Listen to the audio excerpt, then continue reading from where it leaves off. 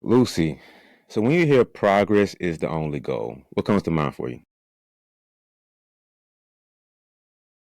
I think for me, it's that we're always improving on something. It's not necessarily, we're not always going to be going 100%, 0 to 100, but if we can even just get 1% better um, every day, I feel like we're making progress to whatever that goal may be. So, as long as we're not staying stagnant, um, and that is the goal because we're always going to get closer into to reaching the goals that we have set.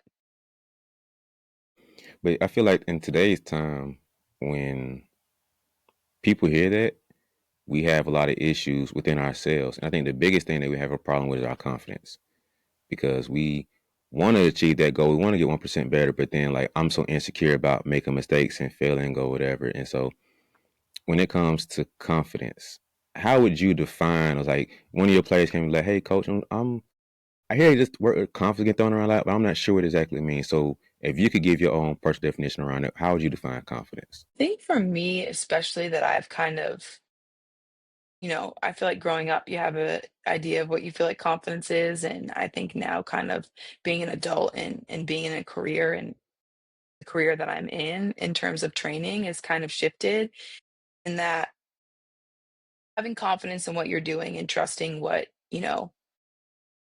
you are giving athletes to programs you're giving athletes and having trust in what you've created, but also having the confidence in knowing that, like, you may not always get it right perfectly, but it's okay if that's the case.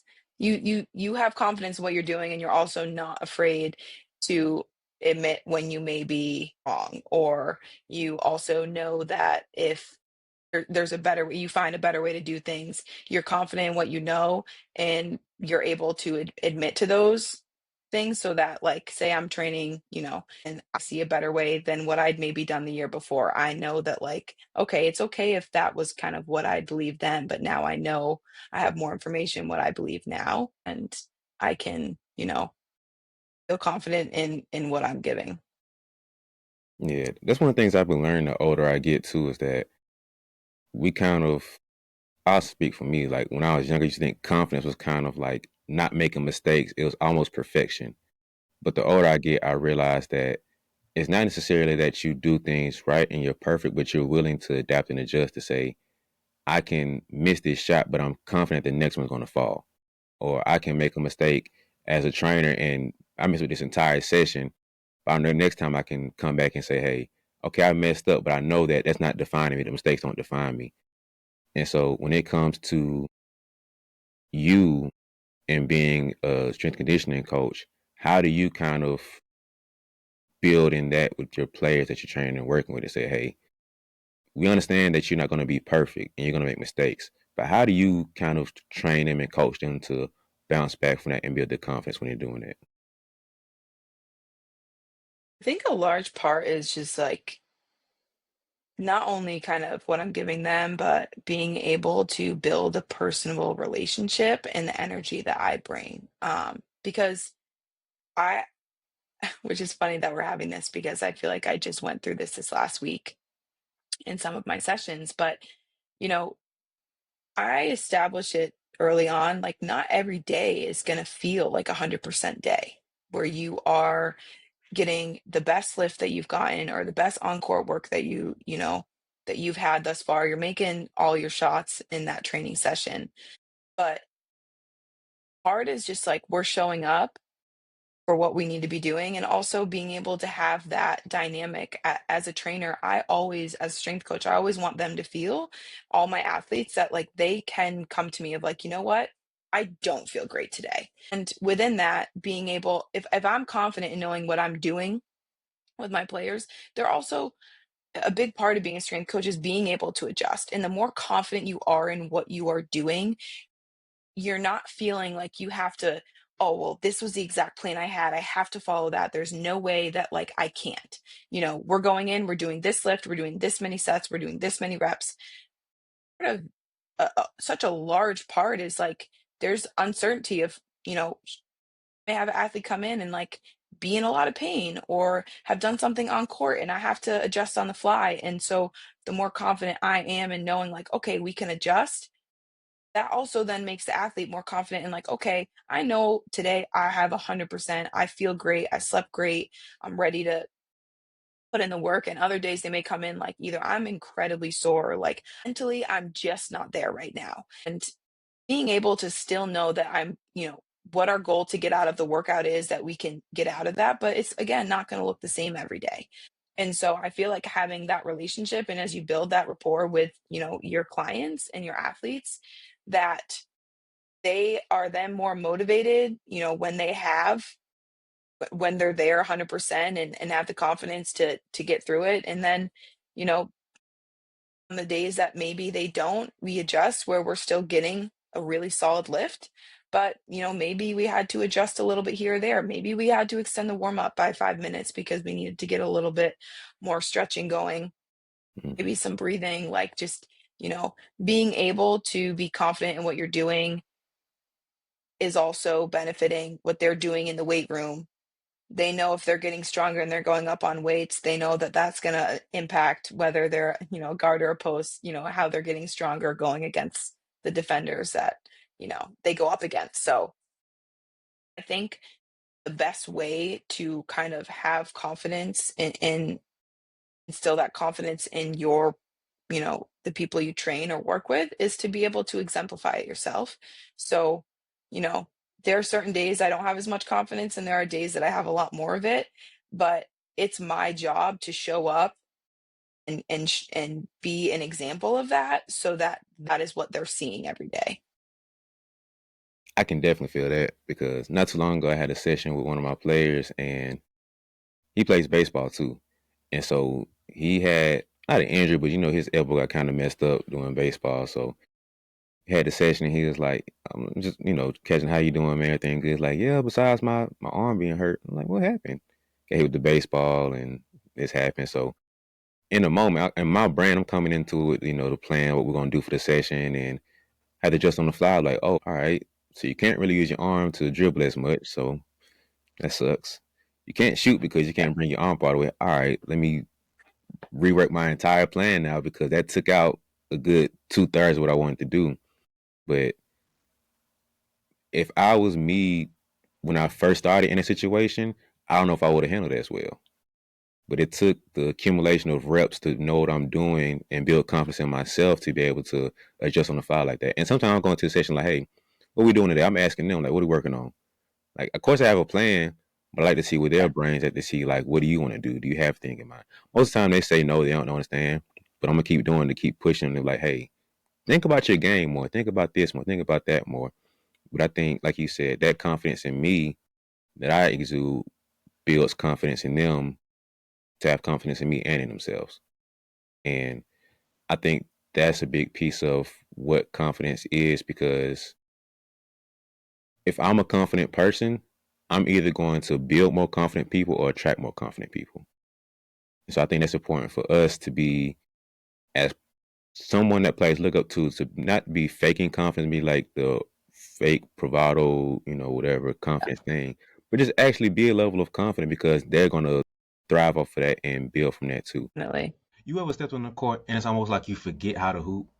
Like you were just killing it to practice before, but then the game time hits and warms you a little less confident, little not feeling as much. But then the game hits. It's almost like somebody took your controller and they unplugged it and it just turned it off. It's not working anymore. So now game time coming, you start pump faking on wide open shots, and on the fast break you're hesitating. And by the end of the game, the coach is like, "Who is this kid? Why are they on my team? How'd they get on my team? I don't recognize this player anymore."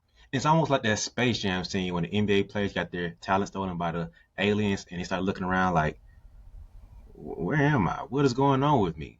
Come on, we're okay. We're okay. You're all right. Come on, let's go.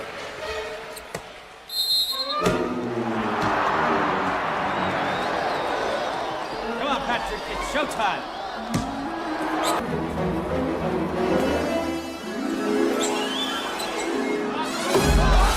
And I get it. I feel you. Confidence is a really tricky thing. It's weird. But I got some good news for you right here.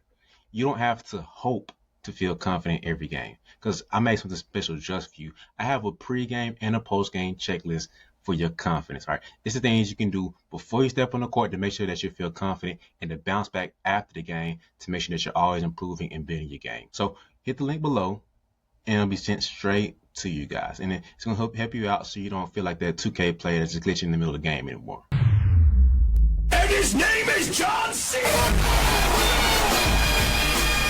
All right, so it's going to have you get back to feeling like yourself and playing like you never have before. So go ahead and hit the description below and lock in with us and get your confidence rebuilt. When you're challenged with your confidence, especially in a session like that, how do you kind of bounce back and kind of maneuver through that pocket? I think a lot of it is, you know, I feel like I have to remind myself, kind of touching on what you had just said. Like I think about when I just started in the field and you go to college and you take all the classes and you feel like you learn stuff and then you get in the real world into real application and you're not just writing a mock program, you're actually have an athlete or a individual in front of you that has real injuries or they don't or they have, they have goals that are different than what you'd kind of come up with and you can't be so, you know, it's this way or the highway. Like you have to be able to adjust. So initially, I think about if I had an athlete come in or a client come in and say, "This has been bothering me," I would have been so frazzled of like, okay, well, I don't even know what I would adjust or do here because I know this movement or this exercise will bother them. And I feel like the work and the mentors I've had, and also just like the work that I've done, like the gyms that I've worked at, have really built that foundation for me where I have in my head, I know for what we did the day before or what has been done on court, areas she may or, any athlete may or may not be sore from, or maybe something, came up like in general. And so having in the back pocket of like knowing the body well, like knowing movements, what muscles were working, I feel like the more I've built that out, it doesn't frazzle me now. Like someone can come in and say, my hip is really bothering me or my knee is bothering me and I'm asking, on a scale of 1 to 10, where's that level, where's that pain? And then from there it's like, okay, so we're going to add a little knee health stuff into, a warm up or a cool down, and then we're going to adjust these 3 exercises instead. And I think for me, like, that is such an area of growth because I've always had the confidence has been something that has definitely been a struggle in school and being in the field. And I think having a little bit of that, imposter syndrome of like, these people are trusting me with, reaching their goals and writing their programs. And then it's like, no, okay, I've put in the work to be doing these things. Like I need to have that confidence in myself. And like you said, not a false confidence. There are days when like, you show up and you don't feel like you really have it, and that's okay. And it's good for them to know that you don't have 100% of good days, because then that makes them feel like they have to or they can't, be open about if they aren't. But there is that balance. And I think also to your point, which I wanted to touch on, of the asking, they athletes do love to have that feeling of like where you are forcing them to kind of think about, what do I need to work on? And you have a plan and you know what, for you, what an encore session is going to look like. For me, I know what a phase is going to look like, and what I'm going to be programming and what I see from whether it's their position or watching their games and knowing what we need to work on. But what do they feel like they have to work on? And then you're building confidence within them because you're like, okay, they're recognizing the areas of growth that they need, and then they're seeing themselves work on those areas of growth. So that's in itself a way of building confidence within, the athletes that we work with. Yeah. I think that's fun too because in the beginning, they don't know what they're talking about. They don't know what they're doing. But the more I do it, I kind of like, hey, you're going to answer this question. You're going to think about the game. And I force them to kind of go through that thought process. And like you said, throughout that experience, you see their confidence grow and bloom and whatever. And so for you on the S&C side, how do you kind of program in the confidence building with your training? Because I know for me, it's like I'll kind of poke and prod at certain things, and they'll kind of baby step certain things, and then we ramp up to the next stage. So building confidence with the left hand layup is going to be a process of, all right, let's see where you're at. Let's baby step you down to see what can we improve on. Like, what exactly are you messing up on with the left hand layup? Okay, we're gonna rep this out, do here, and then slowly graduate it to where you're doing it from the 3 point line or whatever with the footwork and the dribble steps and everything. So how do you on your side kind of program, I guess you could say, a player building their confidence? I think there's two sides to this. I think there's one of like understanding that within a session, like there need to be areas where like we're really challenging in an exercise, not to a point of like challenging where it's so complex that they're not actually getting the movement, but there needs to be a certain level where you feel like they are confident what they're doing in the exercise they're doing. Like they're, first off, starting with like knowing what their goals are for a weight room. Like again, like we said, we do the research to start off of like knowing their position or knowing what their coach's goals for them are, or knowing what, if or talking about one of my athletes, like what her strength coach in season has for her. And then I always just like to know what their own goals are for themselves, and some of them align with what their goals on court are, and some of them don't. I had an athlete that was like, I want to be able to do one pull up, like I want to just be able to do an unweighted pull up, no band, no nothing, like just jump up and do a rep. Now an area of that is like sometimes, yes, we're working on an upper body pull and we're working on their back, and it's challenging for the female athlete in general to rep out some pull-ups, but I had separate goals. I was able to still incorporate that goal into her training without compromising the goals that I knew, the bigger goals of like, okay, we need to get stronger here. We need to get quicker here. But this is an individual goal she has. And we got there.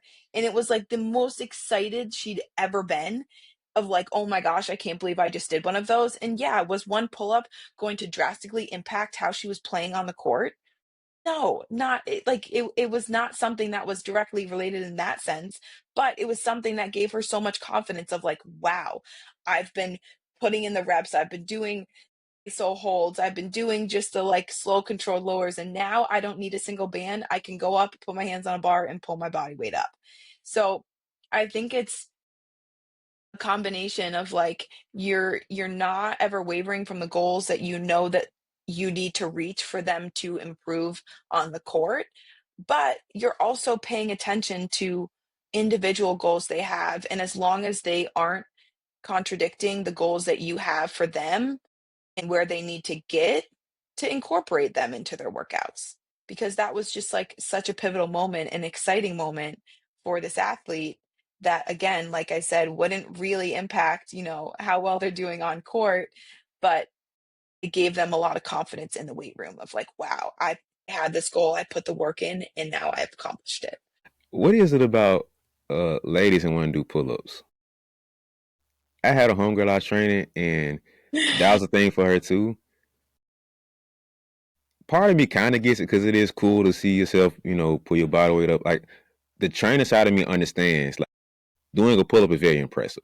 Doing your Yeah. body weight, that's very impressive. But then part of me just doesn't understand why ladies are so infatuated with doing pull ups. So can you explain to me, at least from your perspective, like what is it? What is the thing with y'all in pull ups?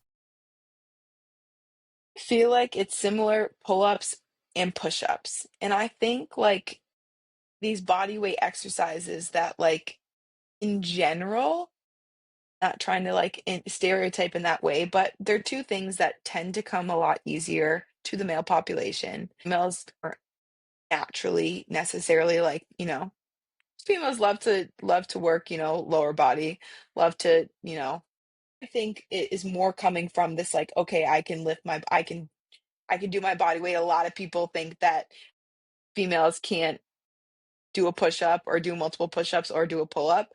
For me, I feel like that's why I like to do them, because I'm like, nobody thinks I'm going to get up on a bar and be able to rep out 10 pull ups. And I'm going to be in the gym and they're going to be like, oh, wow, that girl can do 10 pull ups. Like, I think it's less of like my own personal, like, I want to be able, it's like, oh, I want to prove people wrong that, like, yeah. a female can do that or rep out push-ups. I don't know if that's everybody else, every other females, or if they just want to feel like they can do it themselves. I feel like mine is more extrinsically motivated personally. But it Nah, I definitely feel is you. something that a lot of females love to be able to do or want to be I able was to do. wondering. Yeah, because that's a thing that I've just noticed, especially looking on social media. Like, there's this thing of having to get done to pull up, and I'm like, it's cool. Don't Or get me doing wrong. one I ain't feeling pull-up. impressed.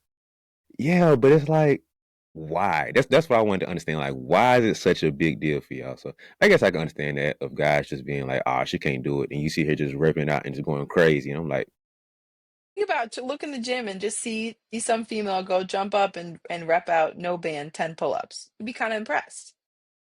"Oh, for sure, yeah, But if she just like did 10 dumbbell rows, you'd be like, yeah, everyone else is doing that. I understand, I understand. We're here now." Same with like if you're like doing a row like on a cable machine, because it's the same movement. You're pulling your upper body, but it also is like you're working your upper body, but like having to lift your body weight, and you're obviously like, you know, it's not as isolated. You're having to lift your whole body up above the bar versus just pulling weight down. Yeah, Pulling 40 pounds down on a cable versus lifting whatever 100 something pounds up over a bar. It's good confidence. We're building good confidence. yeah.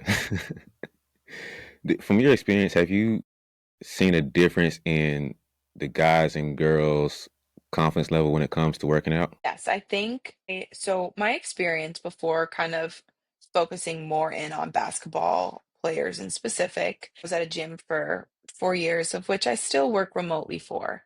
Um, I still have my clients. And I think, especially in that regard, there's a confidence level of like coming into the gym, even comparing like having clients that come in that have never worked out before. There's a difference in the female that's coming into the gym and the male that's coming into the gym. Um, which I wish wasn't the case. But it definitely is there a bit. And I think that even on like the training side of things, I think from like kind of even touching on my own personal experience, like this feeling of that, I think a lot of the time, even, you know, that a little bit of that imposter syndrome that you can feel career wise of like, am I kind of, do I know enough and am I equipped and to do this job? I think like when you haven't been training, or even if you're starting off, or there are movements like naturally, I feel that a little bit more than my male counterpart. Like I've had a coworker where we've kind of been in similar situations and I'm like, I just don't know how you kind of have that confidence. I was even talking with one of my mentors and I was like, I feel like if I get this position that I'd applied for and I got to a final round and I didn't get the position, I just kind of let myself go into this. I'm like, okay,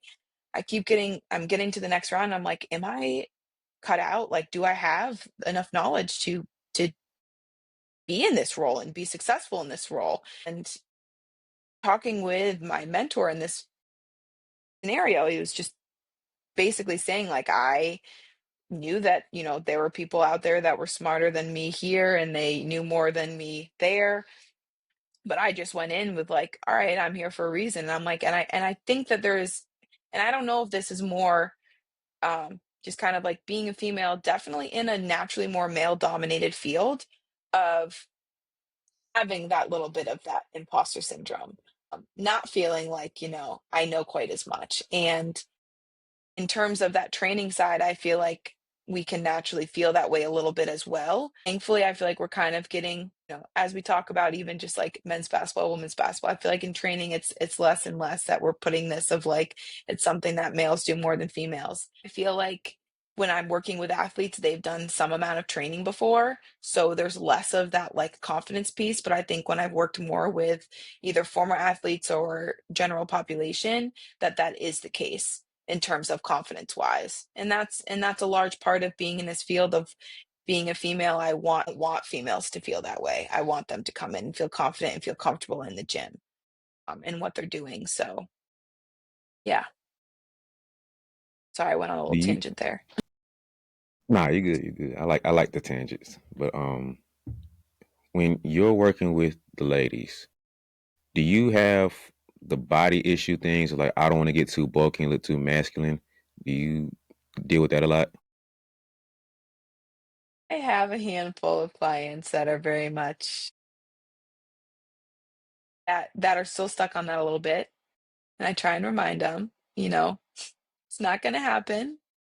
Us doing, there's a handful that just naturally, I think a few of my, not as much my like high school, college athletes, more so a little bit of my general pop that's a little bit older. That way, I think in terms of my athletes, we just focus very goal oriented on what we're doing in the weight room is impacting us on court, how we're getting stronger and how we're getting quicker. And so I think that there's a little bit less of that with my athletes for sure. Um, they know that what we're doing is going to, it's not like, oh, I'm going to get bulky. It's like, okay, I'm getting stronger in here because I want to, if whoever I'm going up against defensively, whether I'm a guard or a post, like they're not stronger than me. Like I'm not getting bodied on a rebound. But I think more in my general population of some of my ladies, God love them, that are like, well, if I'm going up heavier here, these like 6 or 8 reps, I feel like I'm gonna get bulky. I'm like, you're not. I promise you. I promise you, we're not gonna get super bulky. How you eat is also plays a role into that, and you have very good nutrition. So I promise you, we're not gonna look like a guy, which is one of the most like, uh, that's just always bothers me just a little bit when I hear those things. I'm like, it just isn't going to happen. But in general, yeah, um, there is that from time to time. But I try and ease those worries. It's not just what you do in a weight room that is impacting those things. There's a lot more that factors into it. It's funny. Like the more I learn as a trainer, the more of stuff like that I hear. I'm like, it's really about five different things that has to go right for you to bulk like that. Like Mhm. guys are in the gym, living in the gym, and they don't look the Yeah. way they want to look. So for you coming in 2, 3, even 4 times a week, you're not eating the way you need to do. Yeah. You're not doing all the different small things you need to do to get that result. So the older I get and more experience I get as a trainer, I'm like, yeah, it's hilarious to think about that now. So, oh man, but no. So also with training with women, I think there's a whole overall confidence body issue thing that me being a guy, it's completely glanced over, and I'm just ignorant Yeah. to it because I'm a guy. But what are some of those things that you've dealt with personally, or that you've dealt with clients of that they have body issues being a girl or being a grown woman playing the game and working out in the weight room? Yeah. I think a large part in terms of working with female athletes. There's also, I think one of the challenges, honestly, is just like social media is such a large component to the body issues as a whole. And then I think, unfortunately, I feel like some of that also can come from, you know, what how coaches and how the people around them are also talking to them. And I, as somebody that has been a college athlete and had dealt with body issues at certain points in time, if you ask a lot of female athletes, it's unfortunate, but I'd say more often than not, at some point in their life, they've dealt with that. And I think it's really important for me as a trainer and also as I'm working with high school or college or pro athletes, female athletes especially, that I'm continuing to be a positive example in that. Like if I'm talking positively, it's not ever being like, "Oh," really focusing on giving them positive feedback on how their body looks. Like, you look like you've, as a lot of people like to say, you've like toned up or you've like, dropped it like dropped a few pounds or like you're a little more shredded, like all of that kind of terminology. Some of those are good examples, some not. My brain can't think of some of the others that I feel like I hear often right now. But I think that that's such a large component because if they're struggling with body image and maybe they're not quite eating as much, my biggest thing is like, in order to perform your best, like we need to eat and we need to train and we need to fuel because you're not going to have anything to do that on. And it I've personally in high school when I struggled with it, I was not really. I was eating far less than I was supposed to, and I wasn't able to enjoy basketball as much because I was so exhausted. Wasn't able to get in the weight room, and so it's looking at that, weight room and looking at food as fuel to help us perform. And I think that piece of like, okay, you're like getting stronger, like look at how you just increased in that weight. But I think even just, we have to be very conscious of how we're talking to them. And as we see progress and going up in weight, there are some that like want to get super strong. And I'm like, you look jacked. And they like love that. And I've built that relationship. So I know that that isn't something that's going to trigger them or send them one direction. And there are other that I know that body image is a challenge. And I'm like, look at how you just went up in weight versus like, oh, you're looking jacked. Because sometimes some athletes can be like jacked means I look like, my arms look jacked. I look like a male or I'm looking too bulky versus how I went up in weight, like I'm getting stronger. And it's as simple as that. That seems so simple, but when we look at their progress and that's part of that relationship building of like knowing what might be something that triggers them or what won't be. I have some athletes that I've never that they're on the other side of it, some females that like really want to gain weight and can't and struggle with that. And so that's an example where like if they're again getting heavier or like looking strong, where I want to encourage that language because it's exciting for them. And I think that's kind of an area that is less looked at because a lot of body image we talk about is more so feeling too big or feeling too bulky or, that side of it versus the other side where again, like I said, having some athletes that struggle, that feel tiny and want to, put some muscle on and put some weight on and struggle to. So I think a lot of it just comes down to not just showing up and putting your athletes through a workout, but being able to build those relationships and really get to know them and what, beyond weight room, like know them as a person and know them as, knowing what their struggles are if they want to open up about them. And some don't. Some don't want to kind of dive into it, and others can talk your ear off as they get comfortable. So I think it's just kind of finding that balance and just, being able to really listen to them versus feel like you know what you need to provide them. Being able to listen to our athletes is just so important. Yeah, I always try to be mindful to be more input focused than output focused. That's in life, but especially being a trainer too, of like, hey, instead of asking how many points you scored, try to ask.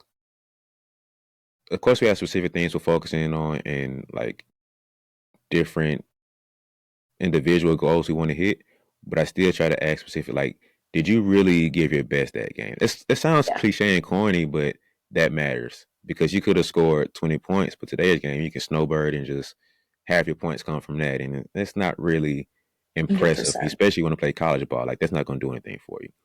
And so 100%. speaking towards the weight room, it's like, hey, you almost have to coddle to an extent and baby step them through the process. Like, hey, you showed up today. Like that's we winning. That's win number one. You got through the workout, or you ate right, perfect. Or you ate 80%. Okay, cool. It is always fluctuating depending on the person, but I always try to focus on the input of what their acceptable input can be. So some girls, showing up is not showing up to the gym is not a struggle with you. So we're not going to praise that. That's baby step for you. But you completed the workout. You didn't complain this time. You got through all the reps and got through all the sets. You whatever the thing is, you want to Yeah. praise that rather than the output of it. And I think the more we can encourage that overall, the body issue thing becomes a little bit of a less thing. It's not going to be completely eradicated, but it's going to take a step back because we're changing their focus from the outcome of it, and you get a little more patient because you focus on the input of it. And I think Totally. for women especially, the food thing is a whole other beast because for years, even back when we were kids, it was still a whole issue of women not wanting to eat because they don't want to be too big, and their thought process of what slim and skinny is a whole other world. It baffles me when I hear women talk about that. But how have you Yeah. kind of balanced that line between getting a young girl to eat and getting her to understand what that really does to her and for her? Yeah, I think one thing before diving into that you said that in terms of like use a lot of like how did that feel? Like how did that set feel? How did that weight feel? Mhm. If I'm doing a lift with them because that also helps me of like, oh, that felt I had planned for them to go up for the next set and that felt really heavy for them. Let's probably stick there because maybe today is a day that we're struggling with confidence. And if we try and get 8 reps at, a 40-pound bench press and we don't get it, that's going to kind of kill the confidence even more. And Mm. I think something that like also feel like I've taken in that kind of approach is like, even in college, like after every game, like finding the positives and the room for improvement. I don't even like to say as positive and negatives, but like my parents would go to every single college game that I had. After the game, we'd always break it down, and like my dad would ask how he was my high school coach, but he asked how I felt I played. And that point of like trying to get instead of saying I think you played well or I think you could have done better here, we're having the athletes that have to think about how did I feel before I get any input on what anybody else thought on my performance. Like, how do I feel like I played? Same with the lift. Like, how do I feel like that lift went? Did I feel like I put in the effort that like I knew I was capable of putting, or did I feel like I went through the motions? And so that's part of like it's a balance of like I want the athletes in the weight room to push themselves, and I also at times I need them to build that of like, oh, I know I can go heavier instead of go through the motions on this next set. I'm gonna challenge myself. And then there are the times where that is my role. I'm the one that's doing that, like, oh, that felt good, great, I'm gonna go switch these dumbbells out while you don't even know I'm doing it, and then you're gonna rep these out for another 8 5 pounds heavier, and I'm gonna tell you after, and you're gonna have just killed it. So I think like it again, as we've continued to kind of touch on, like it's not having everything so, you have to have a plan. We have to be prepared, but not feeling like we live or die on that plan, I think is really important because it's not a one size fits all for any workout, for any program, and any athlete. But in terms of that kind of nutrition side of things, I feel like the other piece of it also is, nutrition and hydration in terms of like much water are we consuming. I think the main components of like how well we're training is like our encore training, our weight room training, our nutrition, our sleep, and our water. And so that's another piece that I feel like, athletes always go right to like, oh, all because of like what I'm eating or not. I'm like, well, are we drinking enough water? Are we getting a good night's sleep? I think those components play such a large role as well in how our body also, like if we're not getting enough sleep or we're stressed or we're not getting enough water, those sometimes can impact us a lot more than what we're eating. So I feel like all of those components play a role, but in terms of like the body image and the nutrition aspect, I like to also I'm not a nutritionist, and I establish that like clearly with my athletes. I don't want that to feel like know everything about it. I know obviously um, I have ones that like I can recommend if that's an area where they feel like they struggle, but also just basic things of like, are we getting fats? Are we getting protein? Are we getting carbs? Are we having a lot of like, is the carbs that we're getting, is it more like chips and candy and whatnot, or are we having some like more hearty? Are we having a bowl of pasta? I think like that side of it as well is like if you're feeling like crap going into a workout, let's dive in a little bit of like what are we eating? And again, general recommendations, but I also like to stay within the scope of kind of like what I know and not feel like I'm, you know, preaching something of what they should be doing when I didn't, I don't quite have that knowledge. For myself, I can be like, oh, I feel like I know this or I know that. But I like to kind of give general recommendations on that front. If they want more than that, have people that are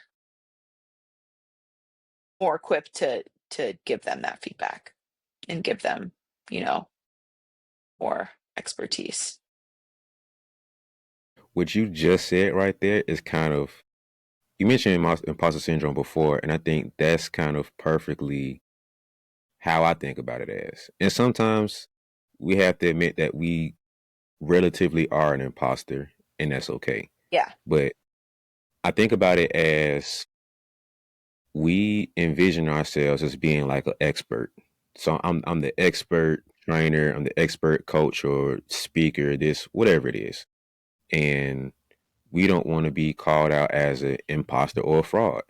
But Yeah. if I get put on a platform to say, like somebody invites me to a conference to speak, and it's known as being the top trainers or coaches in the world, and I'm invited there.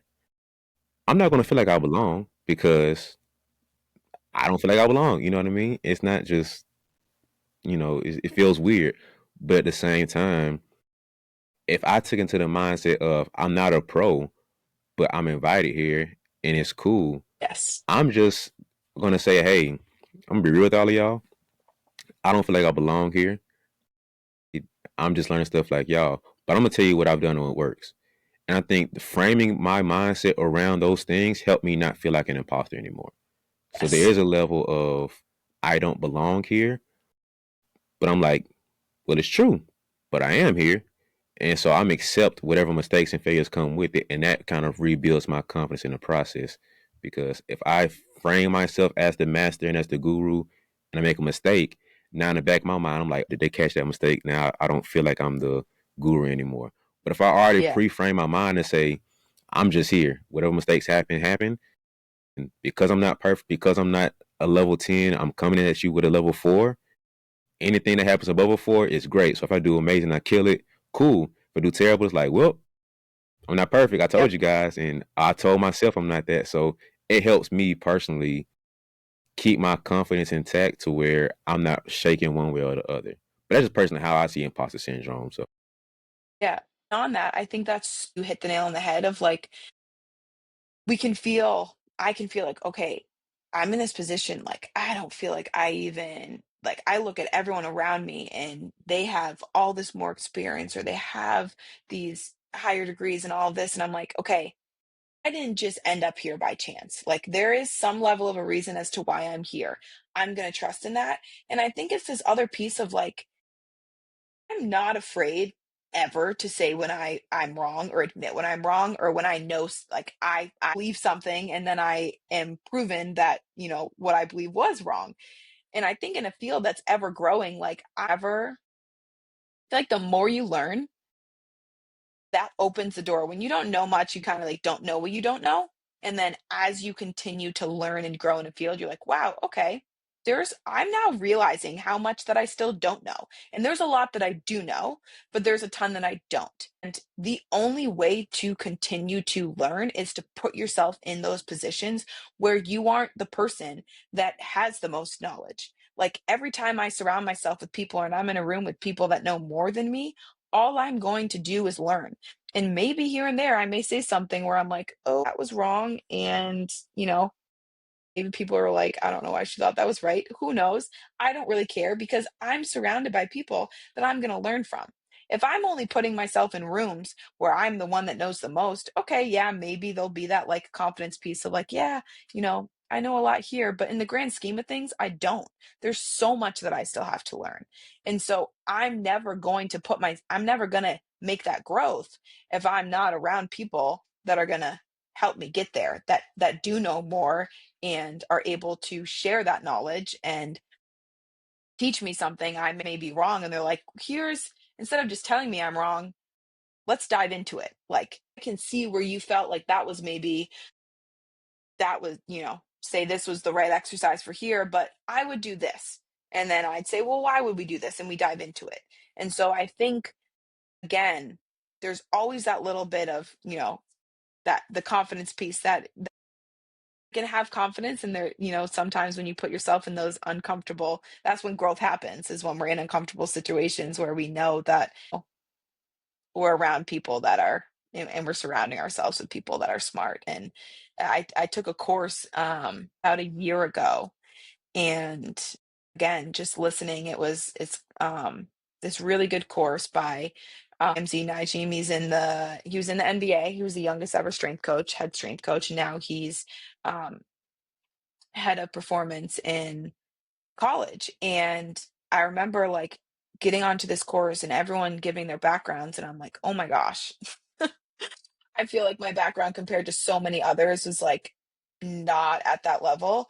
And then I'm like, okay, instead of feeling like, oh wow, all these people know so much more, how amazing that I'm going to take a course over the course of 10 weeks or so and have 2 hours every Sunday where I'm going to learn from one of the best in the business. And then I'm also going to listen to all the other questions that all these other people that are taking this course are asking that I maybe didn't even think of. So again, I think so much, as you said, that imposter syndrome and the confidence piece, the reason we feel that is because we're putting ourselves in the right places to continue to learn.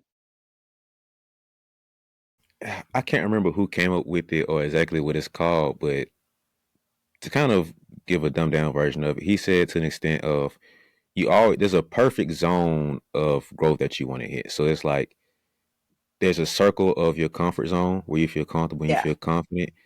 And there's say that's like a level 4.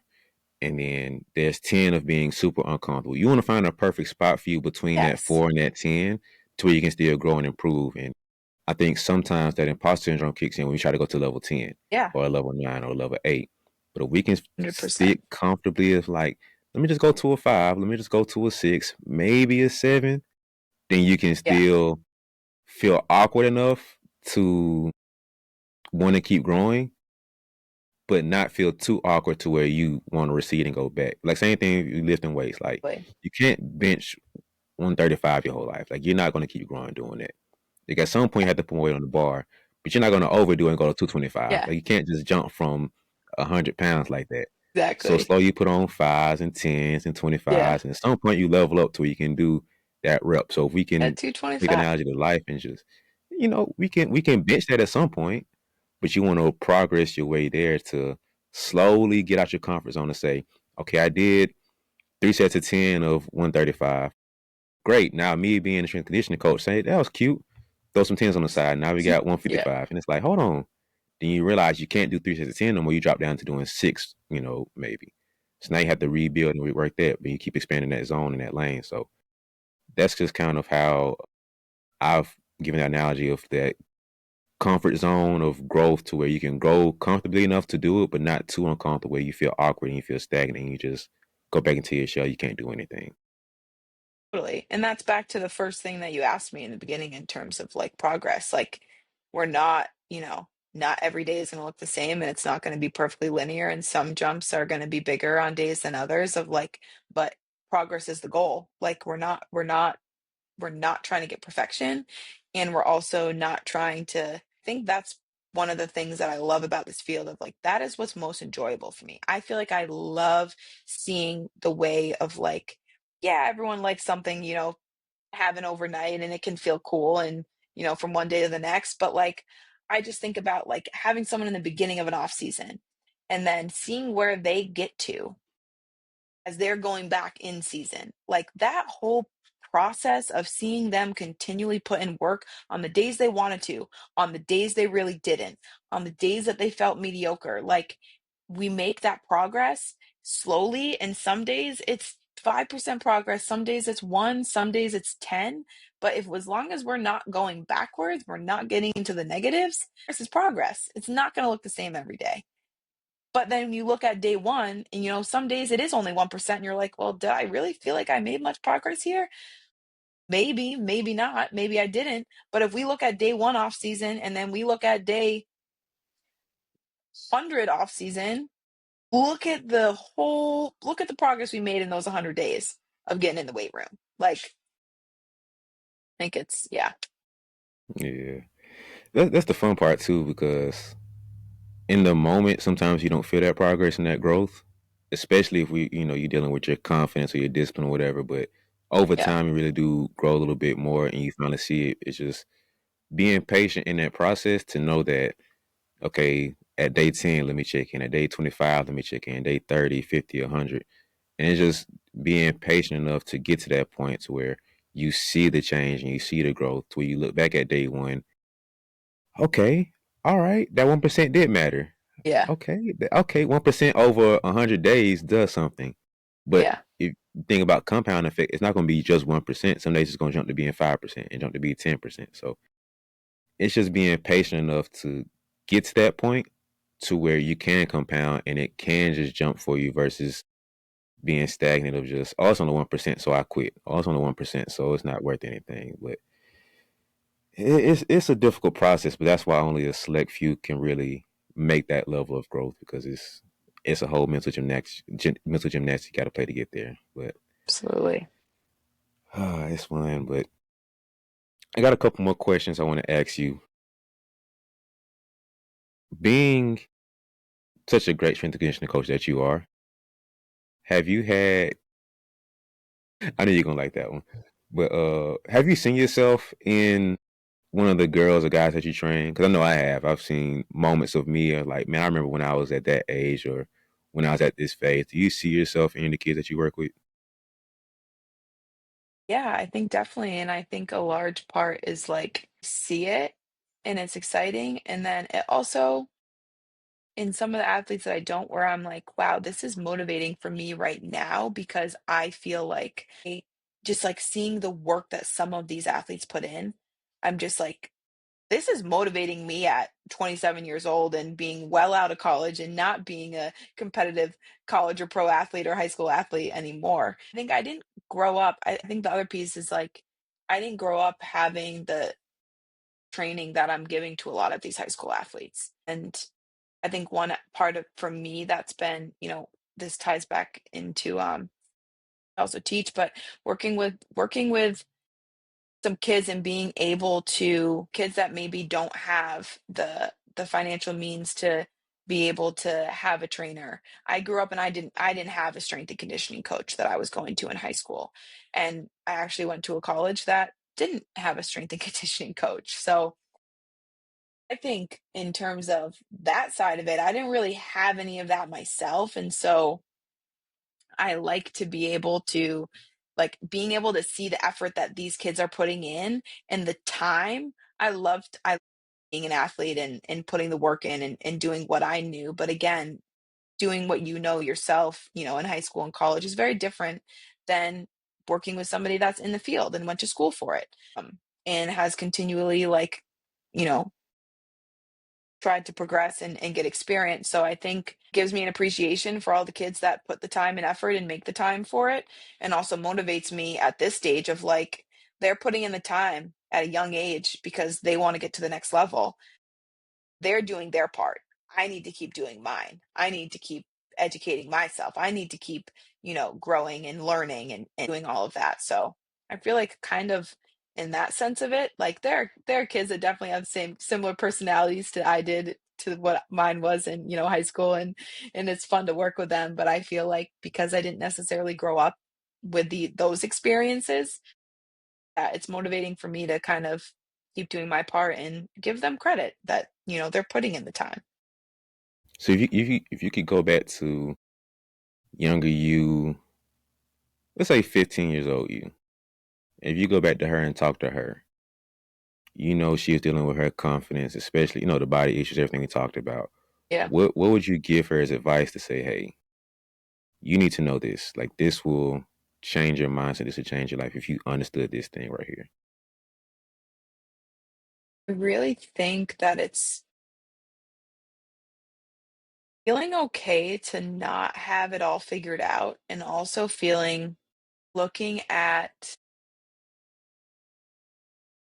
this aspect, this word of that sounds so negative of like failure as like it's still progress. Like, and I think not having had that background and or the experiences of like being of having a trainer in that way, like I grew up with having, parents that even though I still battled with my confidence. I would have battled 10 times more if I didn't have the incredible, like, older sibling role models and parents that I did. Like, I only experienced it to the level of what was fully, like, myself and my own brain and mind going there. I was so fortunate to have a lot of people around me that, helped it not get to, get super bad in terms of confidence and body image wise. But I think this idea of, like, it's okay, like, failure in the sense of you're still making progress because you're figuring out things that don't work and while also figuring out things that do. And I think that that is a large piece of, like, you don't want to get things wrong. And I think especially at this stage, you want to have it figured out, and it's okay that you don't, but just enjoying the process. Like, I look back and I do think that, like, I, for the most part, enjoyed all the different, steps and stages of what got me where I am right now in terms of being a college athlete and now being in this field and being able to work with college athletes. Just enjoying the process of it, and not every day is going to be the best day, but really, like, enjoying enjoying the grind. Yeah. What's been like the biggest story, either you personally had with a kid that you saw their confidence jump from 0 to 100, or they just really grew and made some progress from 0 to 100? Either you personally, as your playing career or your coaching career, or one of the kids that you've worked with. I think so, kind of giving like one example of each. I think in terms of like kids that I've worked with, I've done a lot with players that have come back or are on their way back from ACL injuries. And so seeing the confidence of where you can go from having an injury feeling like everything is just crumbling down and there's not really a light at the end of the tunnel, seeing them put in so much work in the gym to get there, following a program, being super consistent with the program, and then seeing them thrive in college. I had an athlete that had torn an ACL and was playing college sports. And so seeing that progress, like, I, in high school and college, was fortunate I didn't have any big injury. I've had, rolled ankles, I've strained my rotator cuff, but nothing has been like crazy 6 to 8 months, a year of an injury. And I think about that mental toughness to get through the stages of accepting an injury, having to bust your butt through that entire recovery process, and then not only get through that but get to a place of being at a high competitive level, getting back onto a court and being able to feel confident to cut, to go into traffic that is in the lane if you're driving to the hoop, like, doing all those things knowing that at some point in time doing those things is what caused an injury. And so I've had a few of those athletes that, from the ACL side, that I feel super, like, it was kind of those moments of like, wow, they've just dealt with a lot of adversity and overcome it. And I think for me, it really is just like always learning. I was telling, when I talked to my family, like, I feel like I played better basketball after college than I even was in college. And obviously not quite in the shape that I was in college when you're in season and doing all the lovely conditioning and sprints. But moving to Boston, I just found such an incredible group of women's basketball players that I play with all summer. And a lot of them end up going and playing overseas, or they're coaching. And it's just something where I feel like it ties into, like, always learning. Like, even from where I was 6 years ago, graduating college, to where I am now, like, I just am still learning more. Like, I feel like my basketball IQ is still improving. I feel like my knowledge in terms of training is still improving. And I'm just surrounding myself, and intentionally surrounding myself, with all these people that are impacting it. I have great mentors in the strength side, and I'm playing basketball with a ton of players that, like, are my age but play Division 1, and I'm like, it's such a good challenge. I love the challenge of it, and I think that when you're younger, you just want to build confidence. You want to be in situations a little bit more where you feel like you're not the worst one there, and you're not, putting yourself in these areas to, like, get experience failure or anything of that regard. And now I'm like, I love being in those situations. Playing basketball with a bunch of girls that played at a higher level and have a great IQ and naturally super athletic and also work to be as athletic as they are and have all this talent. I'm like, the only thing that's going to happen is me get better, and maybe I'm going to get my pocket picked and I'm going to be annoyed about it, or I'll miss a shot, but like I'm improving. And so I think just enjoying some of the struggle that comes with success and growth for sure. Well, Coach Lucy, it has been so much fun. I have enjoyed this so much. Any last words before we get out of here? I just appreciate you for having me on. Like I said to you earlier, off camera, this is only my second, podcast, and I think it's always great connecting with people all within the field. But it was really nice to kind of talk on my experience. So I appreciate you having me on, and kind of being my first real podcast. Nah, it was fun. I really enjoyed this conversation. We could probably end up talking like another hour and a half if, For sure. time wasn't a thing. So I appreciate you coming on. Really enjoyed this, man. I think everybody can take a little something away from this about their confidence, especially the young ladies. Like, this is a really important thing. So thank you for your time. I appreciate you coming on. And thank you for everybody watching, listening. But without further ado, see you on the next one.